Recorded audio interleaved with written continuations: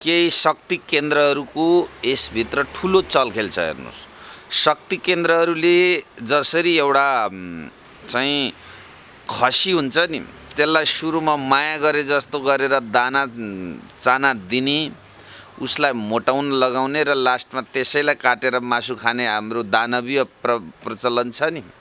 त्यस्तै प्रकृतिको रूपमा राष्ट्रिय स्वतन्त्र पार्टीलाई नागरिकले दिएको जनमतको चाहिँ सम्मान गर्ने नाममा चाहिँ ठुलो खेलबाड सुरु भएको थियो। यो पुराना राजनीतिक पार्टीका पुराना चाहिँ नेताहरूको कतिपय भित्री रूपमा साँठगाँठ र संलग्नता गरेर चाहिँ रवि लामिछानेलाई जेल कोच्ने भन्ने योजना गरेका छन् भन्ने कुरा हिजै उदाङ्गो भएको थियो। त्यो कुरा मैले हिजो पनि सञ्चार माध्यममा भनेको थिएँ, आज पनि। यो त हिजो अदालतबाट आएको फैसला एउटा कास्टिङको रूपमा लिँदैछन् र रवि लामिछानेज्यूमाथि चाहिँ ठुलो षड्यन्त्र हुँदैछ। हिजोको फैसलाले रवि लामिछानेमाथि अन्याय भयो, राष्ट्रिय स्वतन्त्र पार्टीमाथि अन्याय भयो भनिएको छ। फक्रिन आँटेको फुल टिप्ने कोसिस गरियो भनिएको छ। सञ्चार माध्यमबाट झकझक्याउँदा यी नेपालका पुराना राजनीतिक पार्टीहरूले आफ्नो हैसियत परिवर्तन गर्दैनन् भन्ने निष्कर्ष भइसके पछाडि राजनीतिमा होमिनु भएको व्यक्तिलाई चाहिँ उहाँको राजनीतिक जीवन समाप्त गर्ने र आफूले ब्रह्मलोट गरिराखेको कुरालाई चाहिँ निरन्तरता दिने योजनाबद्ध केही नागरिकहरू लागेका छन्।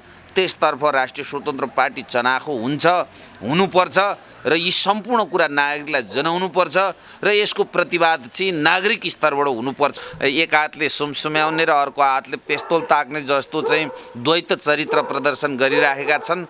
उनीहरूकै साँठगाँठ र मिलेमतोमा राष्ट्रिय स्वतन्त्र पार्टीलाई सकेसम्म चाहिँ अस्तित्व समाप्त गर्ने दिशामा उनीहरू लागेका छन्।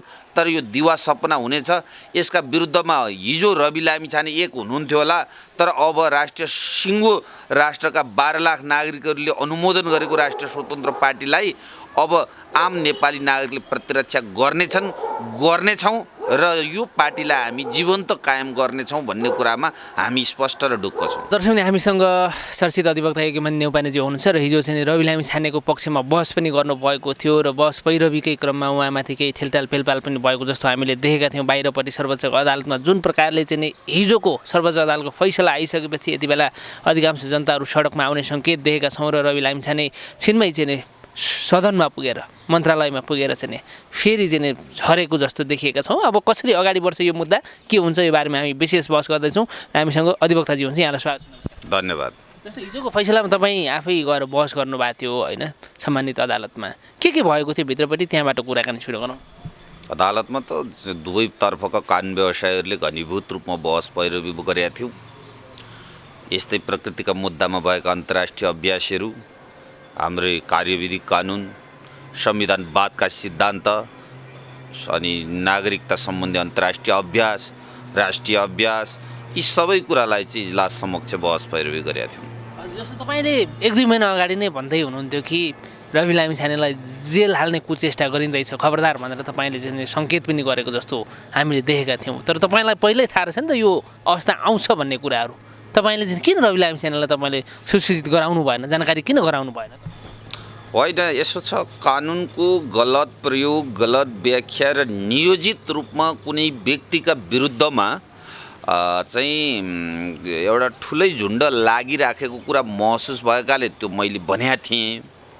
अब यो कुरा जानकारी गराउने भन्दा पनि के हो भने यही देशको माटोलाई स्वीकार गरेर आएको व्यक्तिमाथि कति हदसम्म राज्य व्यवस्था लाग्छ भन्ने कुरा हेर्दै जाने र यो नागरिकलाई यो कुरा जानकारी दिने र चाहिँ रवि लामिछानेलाई आजसम्म यो अवस्थामा पुर्याउने दायित्व पनि आम नेपाली नागरिककै भएकाले नागरिकको अदालतभन्दा विश्वासिलो अदालत अरू कोही पनि छैन भन्ने निष्कर्षमा हामी अगाडि नै पुगिसकेका थियौँ। जस्तो हिजो चाहिँ तपाईँको राष्ट्रिय स्वतन्त्र पार्टीको आकस्मिक बैठक पनि बसेको अवस्था छ र आज पनि होला सायद होइन। अब कसरी अगाडि बढ्नुहुन्छ तपाईँहरू र जनतालाई के भन्नुहुन्छ? अब यो जुन सर्वोच्चको फैसला मान्य छ कि छैन, के हो त यसको वास्तविक? सर्वोच्चको फैसला मान्नुपर्छ, तर अदालतले राजनीति गर्ने होइन भन्ने कुरामा चाहिँ हामी एकमत छौँ। अदालतले पनि आफ्नो शक्ति पृथकीकरणको सिद्धान्तभन्दा माथि जाने होइन।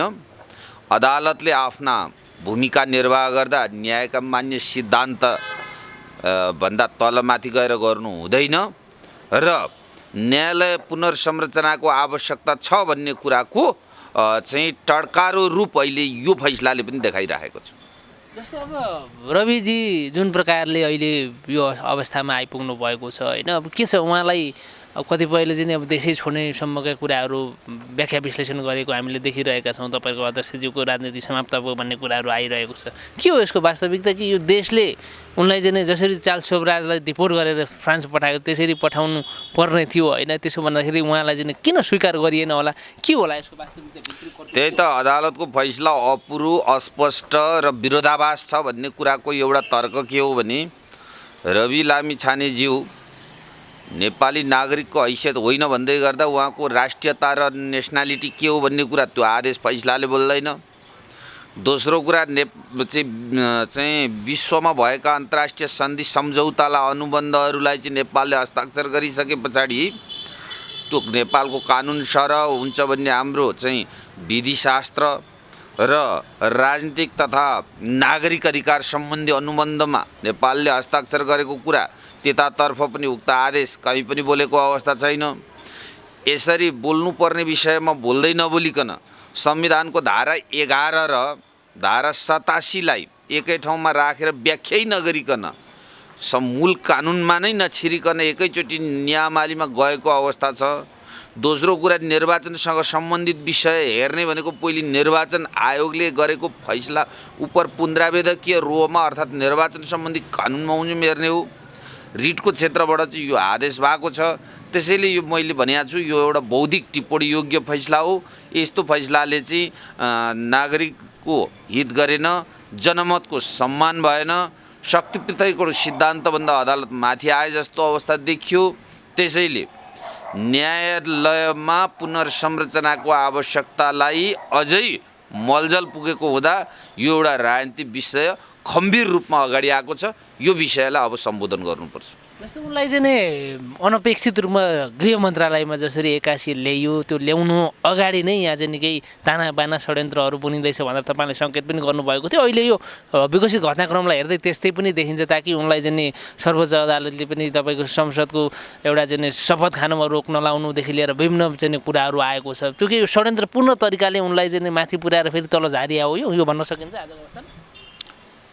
यहाँ केही शक्ति केन्द्रहरूको यसभित्र ठुलो चलखेल छ। हेर्नुहोस्, शक्ति केन्द्रहरूले जसरी एउटा चाहिँ खसी हुन्छ नि त्यसलाई सुरुमा माया गरे जस्तो गरेर दाना चाना दिने, उसलाई मोटाउन लगाउने र लास्टमा त्यसैलाई काटेर मासु खाने हाम्रो दानवीय प्रचलन छ नि, त्यस्तै प्रकृतिको रूपमा राष्ट्रिय स्वतन्त्र पार्टीलाई नागरिकले दिएको जनमतको चाहिँ सम्मान गर्ने नाममा चाहिँ ठुलो खेलबाड सुरु भएको थियो।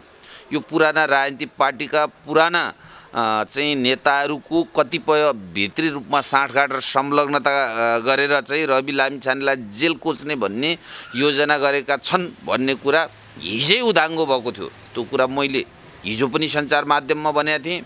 आज पनि यो त हिजो अदालतबाट आएको फैसला एउटा कास्टिङको रूपमा लिँदैछन् र रवि लामिछानेज्यूमाथि चाहिँ ठुलो षड्यन्त्र हुँदैछ।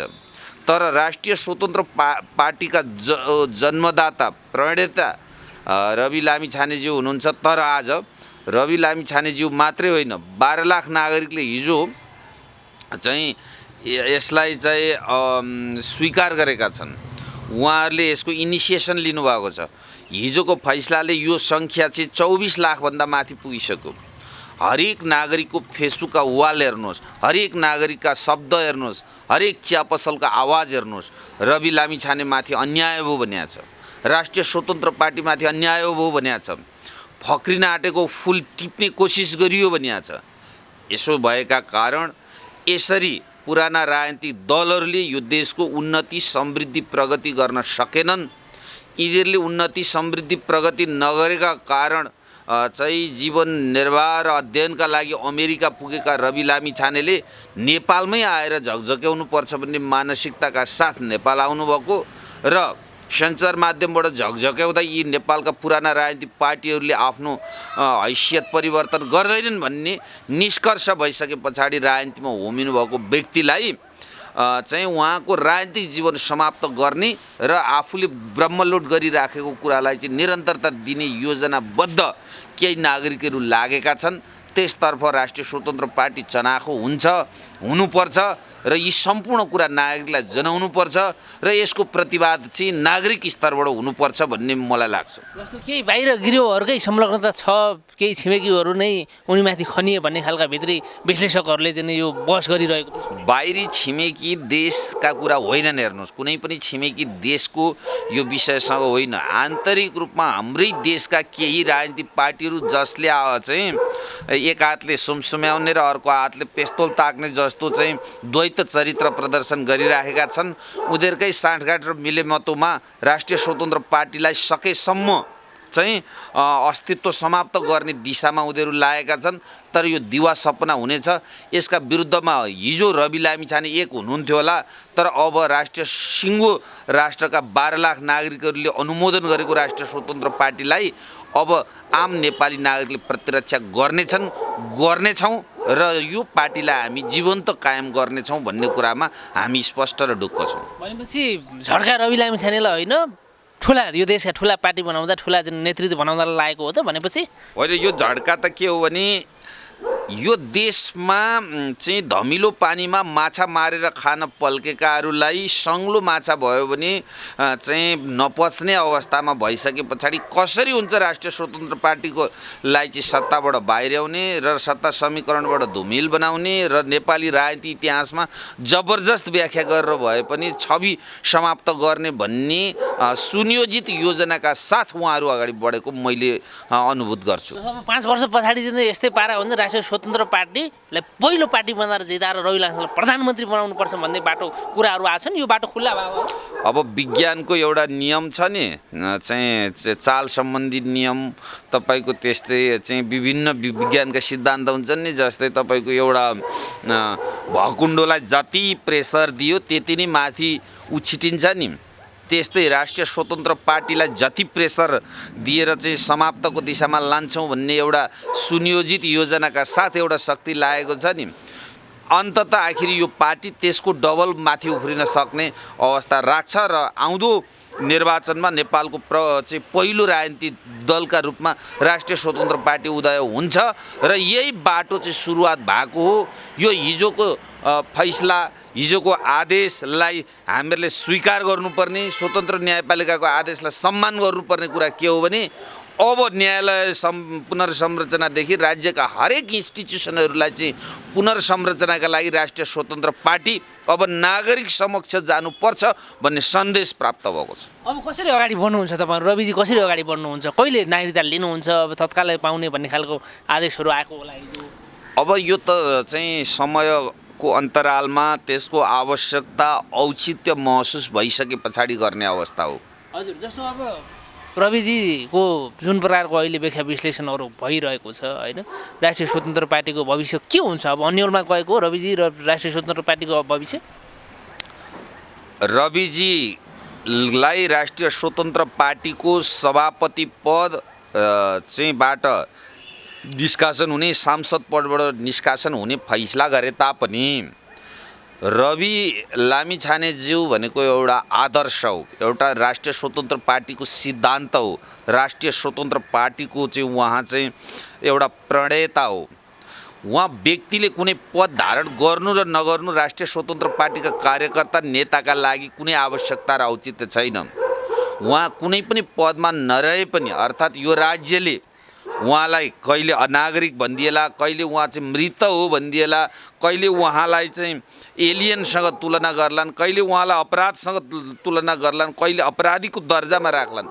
यो राष्ट्रिय स्वतन्त्र पार्टीका सदस्यहरू र राष्ट्रिय स्वतन्त्र पार्टीको अस्तित्वलाई स्वीकार गर्ने आम नागरिकहरू र नेपाली नागरिक जो सर्वसाधारण छन् उनीहरूले उनलाई चाहिँ सधैँ राष्ट्रिय स्वतन्त्र पार्टीको सभापतिकै रूपमा मान्छन्, नेपाली नागरिकको सभापतिको रूपमा मान्छन् र नेपाली नागरिकको चाहिँ मार्गदर्शकका रूपमा मान्छन्। त्यसैले यो पद राज्यले खोज्नु र लिनुसँग यसले धेरै ठुलो अर्थ राख्दैन। हजुर, जस्तो तपाईँ त उहाँको बचाउमा जिउज्यान दिएर नै लागि पर्नु भएको थियो। अब चितवनमा हुने उपनिर्वाचनमा रविजीले उम्मेदवारी दिने, उठ्ने, फेरि चुनाव लड्ने हुन्छ कि हुँदैन, यसको प्रश्न बनाइदिनु। मैले चाहिँ गृहमन्त्री रवि लामिछानेज्यूको बचाउमा लागेको भन्दा पनि मैले कानुनको सही र सत्य व्याख्या गरेको हो।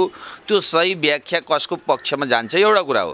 दोस्रो कुरा के हो भने उपनिर्वाचनमा रवि लामिछानेज्यू लड्न नपाउने भन्ने हाम्रो संविधान र कानुनी व्यवस्था होइन। हुन त यिनीहरूले अनेक व्याख्या गरेर नदिन खोज्लान्, तर त्यसका विरुद्धमा अब यो राज्य सत्तालाई पनि हामीले अझै मूल रूपमा बुझ्दै गयौँ र त्यसका विरुद्धमा नागरिकले उम्मेदवारी दिन जबरजस्ती यो राज्य सत्तालाई बाध्य बनाउँछन् र रवि लामिछानेले आज हिजो प्राप्त गरेको मतभन्दा ठुलो मत प्राप्त गरेर उहाँ निर्वाचित हुनुहुन्छ। तर यो राज्य व्यवस्थाका केही सञ्चालकहरू जसले चाहिँ यो राज्यलाई जहिले यही अवस्थामा देख्न चाहन्छन्, चितवनमा चाहिँ यिनीहरूले उपनिर्वाचन समयमा नगरेर त्यो ठाउँलाई खाली नै राखेर राष्ट्रिय स्वतन्त्र पार्टीको चाहिँ भाग्य र भविष्यमाथि खेलबाड गर्न खोजिराखेको अवस्था छ। त्यसका विरुद्धमा हामी सचेत हुनुपर्छ। जस्तो अब नागरिकताको विषयलाई लिएर हिजो एउटा फैसला आइसकेको छ, त्यो सँगसँगै अब पासपोर्टको विषयमा रवि लामिछानेले चाहिँ नि जुन प्रकारको काम क्रियाहरू गर्नुभएको छ त्यो प्रक्रियाहरू पुरा नगरेर उनी अमेरिकी नागरिक हुँदै गर्दा नेपाली पासपोर्ट लिएको हुनाले उनले चाहिँ नि अब कैद सजाय पनि भुक्तान गर्नुपर्छ, उनलाई चाहिँ पक्राउ गर्ने सम्भावनाहरू छन् भन्ने खालका व्याख्या विश्लेषणहरू आइरहेको छ। यो सत्य हो? यी सबै झुटा हुन्। हेर्नुहोस्, यहाँ कुरा के आइरहेको छ भने गलत विवरण पेश गरेर चाहिँ राजधानी लिनुभयो त्यसैले सजाय गर्नुपर्छ भन्ने लाइनमा हिजो बेलुकैदेखि कुरा सुरु भएको सुन्छु म। के गलत विवरण दिनुभयो? ल ठिक छ, हिजोको फैसलाले के भनिदियो भन्दा रवि लामिछानेले पुनर्प्राप्ति गर्नुपर्छ भनिदिएछ अरे। यही फैसलालाई मान्दाखेरि पनि त रवि लामिछानेले पासपोर्ट बनाउनका लागि पेश गरेको नागरिकता गलत त होइन नि, विवरण झुटो त होइन नि, यही राज्यबाट जारी गरेको नागरिकता हो नि। अनि कुनै देशमा लगेर बुझाएको त छैन नि, यो कुरा त स्वीकार गरेको छ त अदालतले। त्यसो भएकाले अब फेरि पासपोर्टको काण्ड भनेर यो चाहिँ हुइम चलाउनु भनेको यही हो।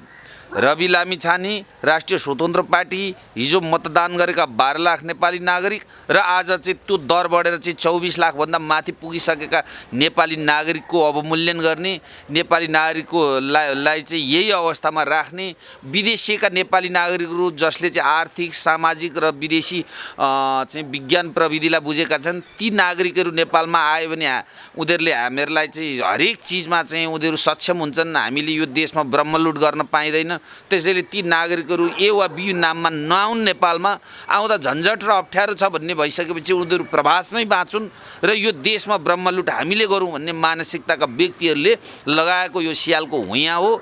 यसका विरुद्धमा हामी सचेत हुनुपर्छ। पक्कै पनि उहाँले चाहिँ देखाएको जुन देशभक्ति, राष्ट्रभक्ति होइन, जनताको उद्धारदेखि लिएर विभिन्न राम्रा कामहरूलाई हामीले मान्नै पर्छ। तथापि उहाँले चाहिँ नेपालमा आएर यत्रो कार्यक्रमहरू चलाउँदै गर्दा, टेलिभिजन प्रस्तुतको रूपमा काम गरिराख्दाखेरि विभिन्न विषयवस्तुहरू उठान नभएको पनि होइन, तर उनले चाहिँ नि जुन नागरिकता प्राप्त गर्नको लागि सिडिओ कार्यालयमा गएर एउटा फर्म भर्नलाई चाहिँ किन उनले चाहिँ नि त्यो चुके त? के हो त यसको रहस्य? उनले पार्टी खोले, आज गृहमन्त्री भयो, उनी टाठो बाटो मान्छे हुन्। होइन, तपाईँलाई म निर्विवाद कुरा जानकारी गराउँ। रवि लामिछानेज्यू अमेरिकन नागरिकको हैसियतले नेपालमा आउनुभयो। न्युज 24 मा कार्यक्रम सञ्चालन गर्न सुरु गर्दाखेरि उहाँले विदेशी नागरिकका हैसियतले नेपालमा रोजगार गर्दाखेरि के प्रक्रिया पुरा गर्नुपर्छ ती प्रक्रिया पुरा गर्ने क्रममा उहाँले गृह मन्त्रालय अन्तर्गतको चाहिँ के भन्छ त्यो निकाय अध्यागमन विभागसँग समन्वय गरेर लाग्ने दस्तुर बुझाएर पासपोर्ट भिजा रिन्यू गरेर उहाँले चाहिँ काम गर्नु भएको थियो। तर त्यसरी झकझक्याउँदा मात्रै यो देशका यी चाहिँ कुशासकहरूको चाहिँ ले चाहिँ फिर्किने रहेनछन् भनिसके पछाडि त्यो अमेरिकन राजधानी र अमेरिकन पासपोर्ट अमेरिकन राजदूतावासमा बुझाएर लाग्ने दस्तुर तिरेर त्यो निष्ठा प्रमाण सहित त्यही तपाईको अध्यागमन विभागमा रवि लामिछानेले बुझाउनु भयो। अध्यागमन विभागले कारबाही अगाडि बढायो, गृह मन्त्रालयलाई पठायो र यो राज्यले के भन्यो भन्दा हिजोसम्म तिमी विदेशी नागरिकका हैसियतले न्युज 24 चलाएका थियौ, आजदेखि तिमी नेपाली नागरिक भयौ, आजदेखि तिमीले विदेशी नागरिकका हैसियतले बुझाउनु पर्ने ट्याक्स कर बुझाउनु पर्दैन भनेर निर्णय गर्यो। त्यो निर्णयको जानकारी चाहिँ तपाईँको यो प्रेस काउन्सिललाई पनि जानकारी गराइसके पछाडि त रवि लामिछानेलाई त नेपाली नागरिक बनाइदिइसकेको थियो, उहाँको नागरिकता प्रचलनमा ल्याइदिइसकेको थियो यही राज्य व्यवस्थाले। त यही राज्य व्यवस्थाले आजदेखि त नेपाली नागरिक भइस्, नेपाली नागरिकका हैसियतले काम कारोबार गर भनेर एकचोटि भनिदिइसके पछाडि रवि लामिछाने नेपाली नागरिक भइसकेको हैसियतमा उहाँले क्रिया गर्न दियो। जब उहाँले चाहिँ राजनीतिक रूपमा म अगाडि नबढिकन यो देशको समृद्धि हुन सक्ने अवस्था रहेनछ, म जस्ता यो देशको मनोभावनालाई सहज रूपमा अगाडि बढाउने र नेपाली नागरिकका इच्छा आकाङ्क्षालाई पूर्ति गर्नका लागि पुराना राजनीतिक दलहरूलाई विस्थापित गर्ने जो शक्तिहरू छन् उनीहरू एक ठाउँमा गर्नुपर्छ भनेर उहाँले जब राष्ट्रिय स्वतन्त्र पार्टी खोल्नुभयो 23 दिनसम्म पनि यो राज्यले नेपाली नागरिकै देखो। जब उहाँले चाहिँ निर्वाचनको 2-4 दिन अगाडि जहाँ घन्टीको चाहिँ जय जयकार सुरु भयो, जहाँ घन्टीमय देश भयो, जहाँ अब विकल्पमा नयाँ शक्ति भन्ने आयो, अब यो देशका त्यही व्यक्तिहरूलाई चाहिँ अब सुरु हुन्छ कि अनि मात्रै रवि लामिछाने नागरिक हुनुभयो, रवि लामिछाने नेपाली नागरिक हुनु भएन। अब यसरी सुरु भएको यो चाहिँ राजनीतिक फन्डा भएका कारण उहाँले लिने वातावरण नै यो राज्य व्यवस्थाले सुरु गरेका छैन। हजुर, जस्तो अब अन्तिममा तमाम नेपाली जनताले चासो र गुनासो साथ हेरिराख्नु भएको छ हामीलाई देश विदेशबाट, र उहाँहरूलाई के सन्देश दिनुहुन्छ यो घटनालाई लिएर? यो जुन प्रकारको अहिले फन्डा आएको छ, जुन प्रकारको फैसला आएको छ, यसलाई लिएर के भन्नुहुन्छ?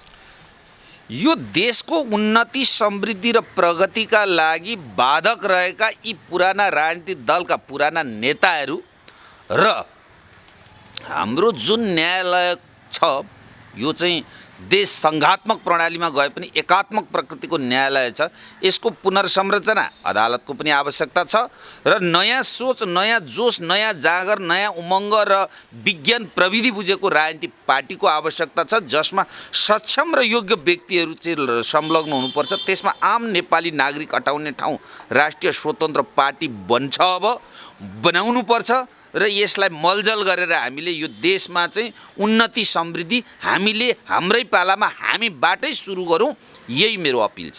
तर यहाँ देशमा चाहिँ इतिहास हेर्दाखेरि राम्रो मान्छेहरूलाई गरी खान नदिने हो, यसरी भड्खालोमा हाल्ने जस्तो देखेका छौँ नि त हामी। हो, त्यही भएकाले एक व्यक्तिलाई, एउटा सङ्गठनलाई, एउटा समूहलाई चाहिँ यिनीहरूले कर्याप झ्याप पार्ने नै अवस्था रहेछ। त्यसैले समग्र नागरिकहरू एक ठाउँमा गोलबन्द हौँ र यो विषयमा चाहिँ हामी एउटै आवाज लिएर देशको उन्नतिमा, देशको समृद्धिमा, देशका चाहिँ यी इन्स्टिट्युसनहरूलाई चाहिँ मा रहेका फोहोरहरू सफा गर्ने कुरामा संलग्न हौँ, यही छ मेरो अपिल।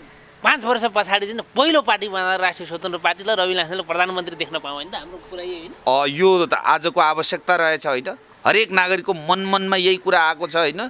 यो आफ्नो मनमा भएका कुरा अब हामी यसलाई चाहिँ आफ्नो विचार, आफ्नो सिद्धान्त, आफ्नो शक्ति, आफ्नो क्षमता जहाँ जुन अवस्थामा प्रदर्शन गर्न सकिन्छ त्यहाँ प्रयोग गरौँ र चाहिँ अबको 4 वर्ष 4.5 वर्ष पछाडिको नेपालको राजनीतिक इतिहासमा एउटा छुट्टै नयाँ सुनामी ल्याउनुपर्छ भन्ने कुरामा मलाई चाहिँ म निर्ढुक्क छु र सुनामी आउँछ भन्ने कुरामा पनि विश्वस्त छु। Thank you so much. धन्यवाद।